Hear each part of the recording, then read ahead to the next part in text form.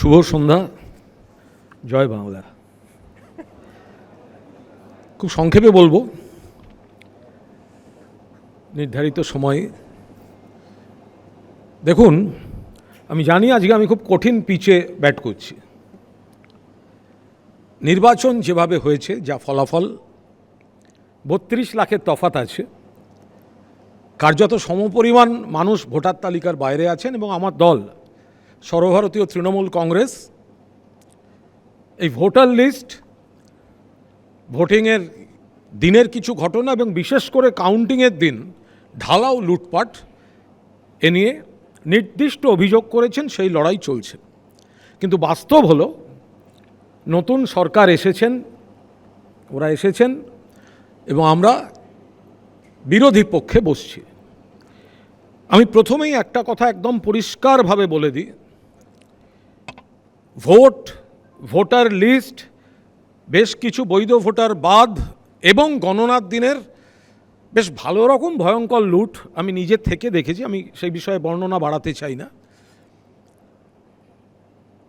এগুলো তো আছে, আমার দল অভিযোগ করেছে, কিন্তু এটা মেনে নেওয়া ভালো যে আমাদের নিশ্চিতভাবে কিছু ভুল ছিল।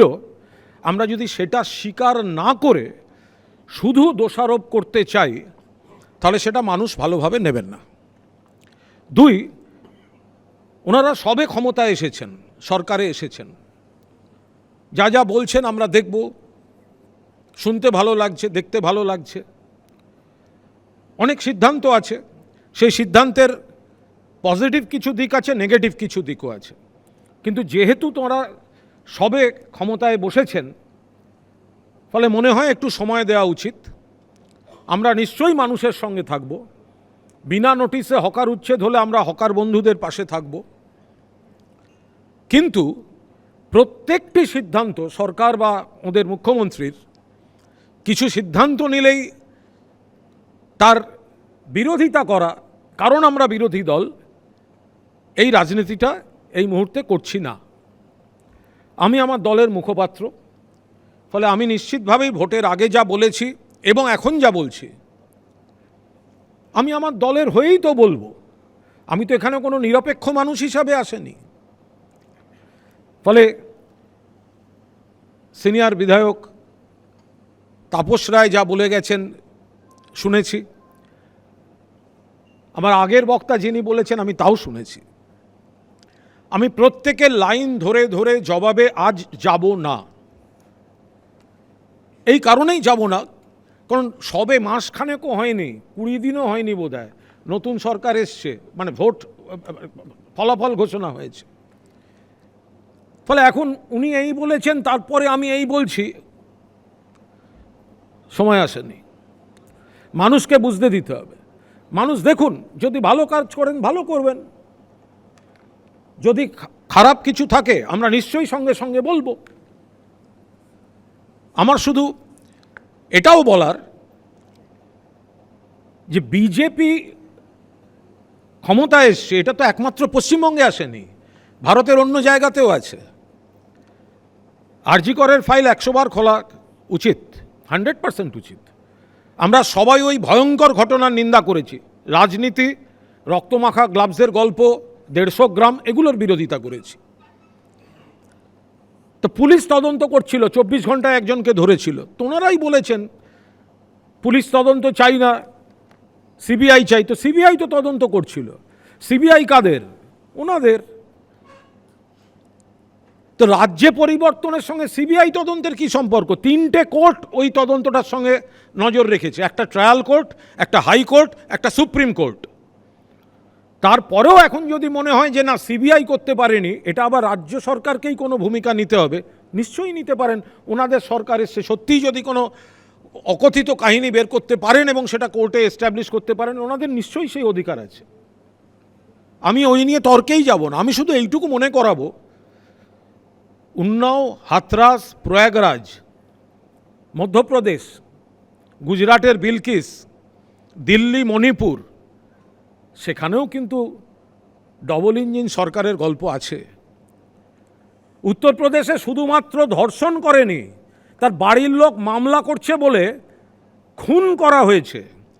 গুজরাটের বিলকিসকে শুধু গণধর্ষণ করা হয়নি, তার বাড়িতে গণহত্যা হয়েছে, যাবজ্জীবন কারাদণ্ড সুপ্রিম কোর্ট দিয়েছেন, তাদের গেট খুলে মালা পরিয়ে ছাড়িয়ে নিয়ে গেছে, আবার সুপ্রিম কোর্ট তাদের।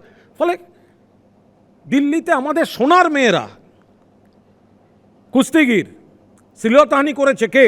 বিজেপির সাংসদ ব্রিজভূষণ, তারা রাস্তায় বসেছিলেন, বিজেপির পুলিশ মেরে তুলে দিয়েছে, আর লোকসভা শেষ দিন অবধি নরেন্দ্র মোদী অমিত শাহর পাশে বসে গেছেন ব্রিজভূষণ। ফলে আপনারা নিশ্চয়ই বলুন আরজিকর খারাপ ইত্যাদি,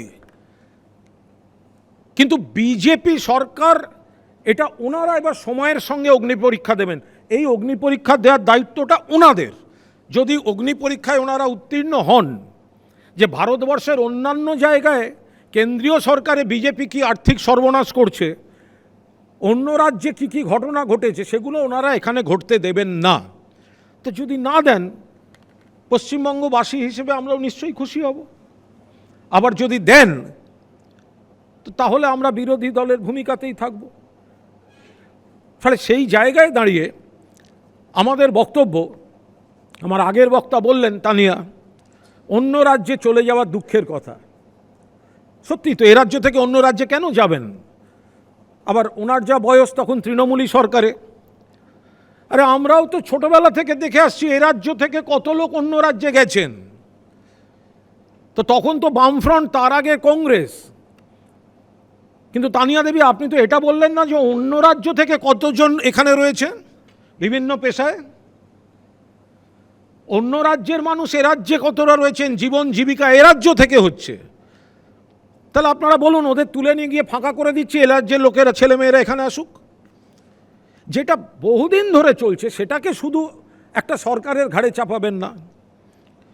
যারা বাইরে থেকে আসেন তারা নিশ্চয়ই কলকাতা শহর বা আনুষঙ্গিক, আমাদের দোষ আছে, আমাদের ভুল হয়েছে। আমি একবারও কোনো ভুল জাস্টিফাই করতে যাচ্ছি না। ভুল কাজের ক্ষেত্রে ভুলেছে, আবার কাজ হয়নি এটাও আপনি বলতে পারবেন না। প্রচুর মানুষ উপকার পেয়েছেন, অনেক ধরনের কাজ হয়েছে। সিপিএম আমলের যে ভয়ঙ্কর অন্ধকার দিন ছিল তার থেকে বেরিয়েছে, আবার সরকারের মেদ জমেছে, একটা শ্রেণী তৈরি হয়েছে, তারা নিজেদের স্থানীয় সামন্ততান্ত্রিক ব্যবস্থার প্রতিনিধি মনে করেছে। তার জন্য কিছু মানুষ বিরক্ত হয়েছেন, কোথাও অস্বীকার করছে না, কিন্তু কাজ হয়নি এটা বলা যাবে না। আমি আজ প্রত্যেকটি বিষয়ে মতবিরোধের জমিতে দাঁড়িয়ে নেই, সময় সেটা পারমিট করছে না। সময় মানে আমি ঘড়ির সময় বলছি না, আমি বলছি কাল। আজকের আকাশে যে আবহাওয়া, এই পিচটা এখন ডিফেন্স করার পিচ, এই পিচটা স্টেপ আউট করার পিচ নয়। ফলে এখন হ্যাঁ, এবং একটা মেঘলা ওয়েদারে ওনারা বল করছেন, আমরা দেখব, নিশ্চিতভাবে দেখব। এই জায়গায় দাঁড়িয়ে আমাদের বক্তব্য হচ্ছে, তুলনাগুলো যখন করবেন তখন একটু সব ক্ষেত্রেই অন্য রাজ্যের সঙ্গে, কারণ এখানে বিজেপি বক্তারা রাজনৈতিক সমালোচনা করবেন মমতা বন্দ্যোপাধ্যায় সরকারের, কিন্তু নরেন্দ্র মোদীর সরকারের সরকারি রিপোর্ট বিভিন্ন ক্ষেত্রে বলছে বিভিন্ন রাজ্যের মধ্যে বিভিন্ন শাখার উন্নয়নে নিশ্চিতভাবে পশ্চিমবঙ্গ সরকার কোনো ডিপার্টমেন্টে 1 নম্বরে, কোনোটিতে 2 নম্বরে, কোনোটিতে 3 নম্বরে উন্নয়নের পজিটিভ দিকে আছে। এবং কলকাতা এখনও নিরাপদতম শহর। আগে এত এই হাতে ফোন, ফোনে ক্যামেরা, ফেসবুক, টুইটার ছিল না, সিপিএম পার পেয়ে গেছে। এই লড়াইটা লড়তে হয়েছে এই যখন ফেসবুক, টুইটার, হাতে মোবাইল ফোনের জমানা, সেই সময় যারা সরকারে থাকছে, যেখানে ওরা আছেন তাদেরও একই প্রবলেম। ফলে আসুন, একটা জায়গা তৈরি হয়েছে, একটা পরিস্থিতি এসছে। একটু দেখুন, আমাদের বহু ছেলে ঘর ছাড়া, 21 সালে অন্য অভিযোগ ছিল, কিন্তু আমি নিজে ব্যক্তিগতভাবে একাধিক বিজেপি কর্মী যারা আমার কাছে এসেছিলেন তাদের নিয়ে গিয়ে ঘরে ফেরাবার কাজ করেছি, যারা অতি উৎসাহী হয়ে যায়, আপনাদের দলেও আমাদের দলেও। আমাদের সমস্যাটা হচ্ছে পোস্ট পোল ভায়োলেন্স, আর ওনাদের সমস্যাটা এখন হচ্ছে পোস্ট পোল বিজেপি। অর্থাৎ গণনার দিন 12টার পর হঠাৎ যারা গেরুয়া মেখে, আমি দেখলাম ও সেটা মাইকে ওটাকে ঠেকাচ্ছে, কিছু সুবিধাভোগী শ্রেণী থাকে, সিপিএম থেকে তৃণমূলে এসেছিল, আবার স্রোতে সেটা বিজেপিতে যাবে। এটা যদি পুরনো সিপিএম, খাঁটি তৃণমূল, খাঁটি বিজেপিরা যতটা সম্ভব একটুখানি নিজেদের ঠিকঠাক রাখেন, স্থানীয় একেবারে গুন্ডামি করেছে, অন্যান্য ফায়দা তুলেছে, এইসব লোকজনকে যদি না নেন, সেক্ষেত্রে আপনাদেরও ভালো, আমাদেরও ভালো। আর আমাদের যারা একটু ঘর ছাড়া হয়ে আছে, দোকান বাজার, তো কার কাছে যাব? তাপসদা, কয়েকটা বেলেঘাটাতেও কয়েকটা পার্টি অফিস নিয়েছে, রং টং করে নিয়েছে, তো একটু কার কাছে যাব বলে দিলে ভালো হয়। আচ্ছা শুনুন, এসব খারাপ ভালো আমি আসবো, ওই প্রসঙ্গে আসবো। আচ্ছা, তো ফলে যেগুলো দখল করেছেন সেগুলো যদি নেওয়া হয়। আর বাজারের কথা শারদদাস বাবু, রাখে হরি মারে কে, আজকে হেসে কথা বলছেন, 5 বছর বাদেই আবার আমরা অন্য গল্প দেখতে পারি। ফলে কাউকে না ছেড়ে দাও, হ্যাঁ নিশ্চয়ই এইগুলো তো। আচ্ছা, আবার শারদদাস বাবু, ভারতবর্ষের আবার কেন আমাকে এসবে টানছেন? কোন কোন নেতাকে দেখা গেছে অমিত শাহকে যখন জেলে নিয়ে যাচ্ছিল, সেটা কি অমিত শাহর বাবার তাজমহল ছিল?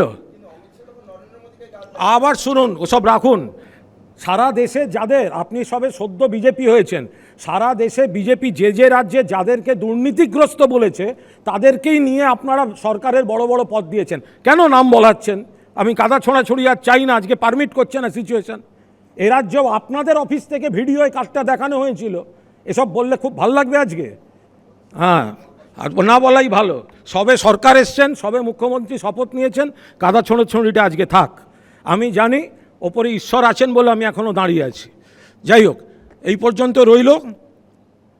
তৃণমূল গঠনমূলক কাজ করে যাবে। আমাদের যেটুকু ভুল, আমাদের সাংগঠনিক যদি ত্রুটি থাকে, আমরা ঘর সাজানোর চেষ্টা করব। আবার আমাদের যেগুলো ভালো কাজ, সেগুলো মমতা বন্দ্যোপাধ্যায়ের যেগুলো ভালো কাজ, দয়া করে আপনারাও সকলে মনে রাখবেন। বিজেপির নতুন এসছেন, ভালো ভালো কথা শুনতে ভালো লাগবে, বিচার করবেন ওদের অন্য রাজ্যগুলোকে দিয়ে। আজকে যেটা এখানে করবে বলছে, অন্য রাজ্যে করেছে কিনা, আর অন্য রাজ্যের এই ঘটনাগুলো এখানে কিভাবে ঘটছে। গত 2-4 দিন হলো 2 বোনকে টানা ধর্ষণ করা হয়েছে, পুলিশ অভিযোগ নেয়নি। 2 বোন আত্মহত্যা করেছেন। তো সেগুলো একই সঙ্গে আলোচনা করতে হবে। আশা করব পশ্চিমবঙ্গকে সেই দিন দেখতে হবে না। সবাই ভালো থাকবেন। আমরা গঠনমূলক বিরোধী দলের দায়িত্ব পালন করব। এবিপি আনন্দ, এগিয়ে থাকে, এগিয়ে রাখে।